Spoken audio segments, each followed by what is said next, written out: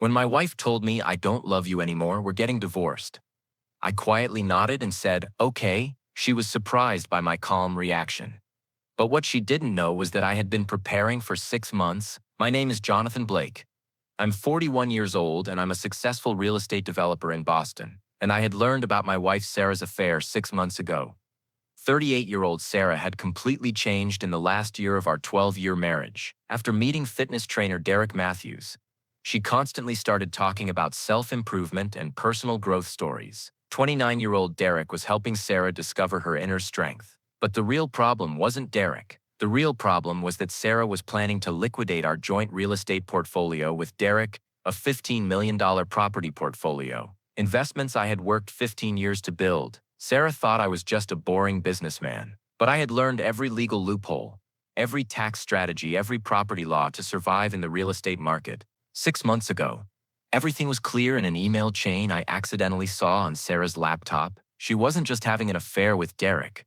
She was also planning to sell my properties and move to California with him. Jonathan doesn't suspect anything. Sarah had written, the real estate is in joint names, but I also have signing authority. I'll get half in the divorce process, then start a new life with you. Derek's reply was even more interesting.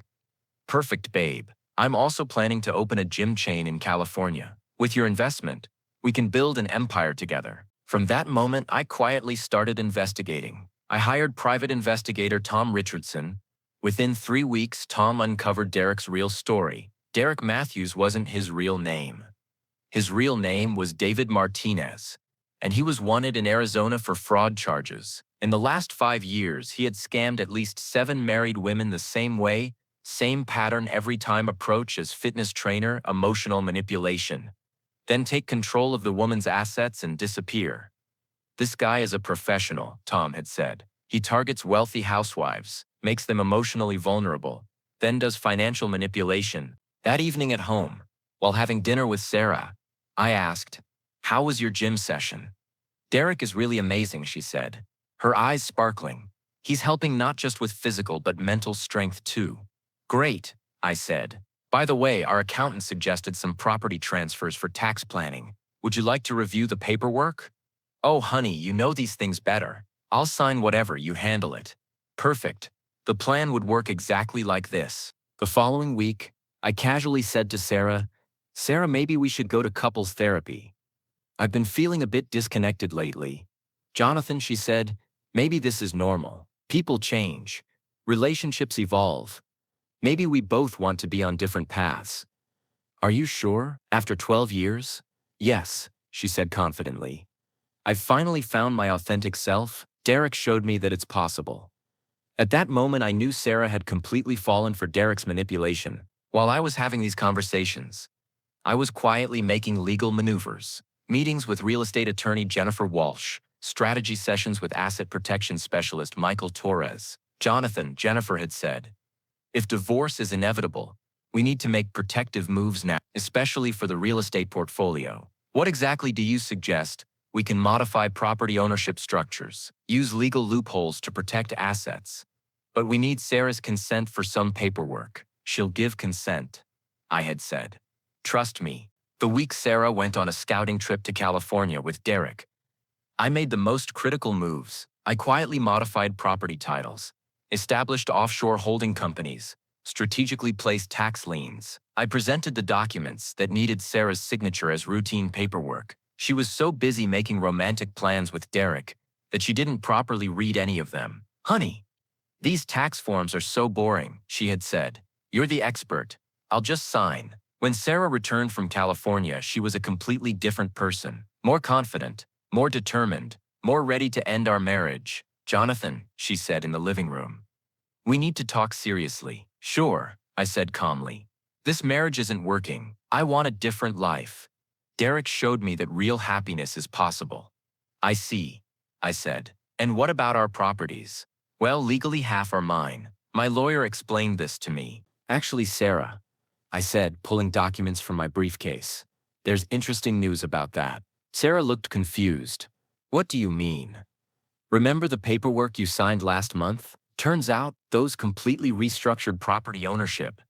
I spread the documents on the table. Sarah's face started to change. What?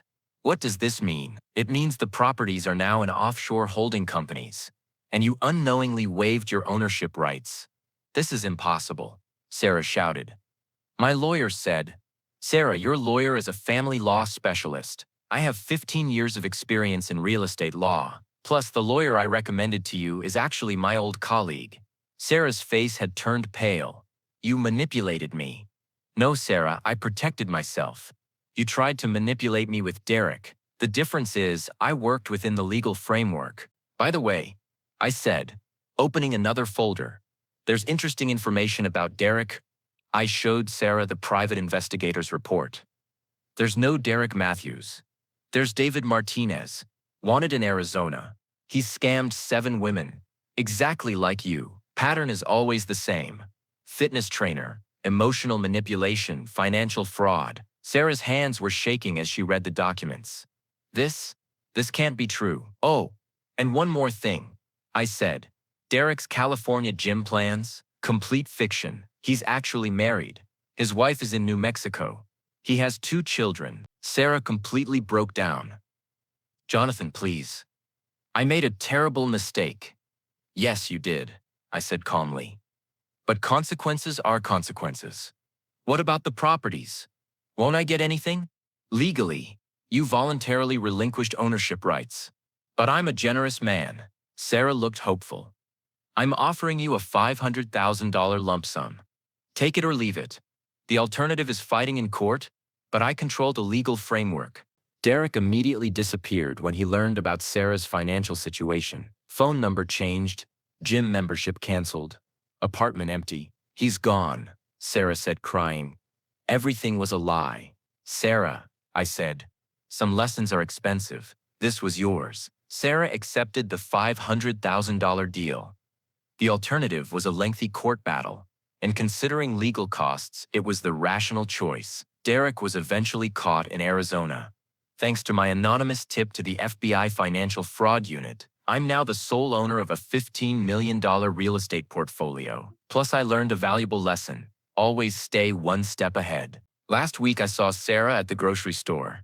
She's living in a small apartment, working a part-time job. Jonathan, she said, will you ever be able to forgive me? Sarah, I said, I already forgave you. But trust, that's a different story. Any chance we could? Sarah, you sacrificed a 12-year marriage for a 29-year-old con artist? Some bridges, once burned, can't be rebuilt. That evening at home, in the house that was now completely mine, I was reviewing new property investment opportunities. The phone rang. It was a new client. Mr. Blake, my wife is trying to divorce me and manipulate my assets. I need help. Let's schedule an appointment, I said. And don't worry. I'm very experienced in these types of situations. The 12-year marriage was over, but the real estate empire was stronger than ever. Sometimes losing a wife means gaining wisdom and $15 million.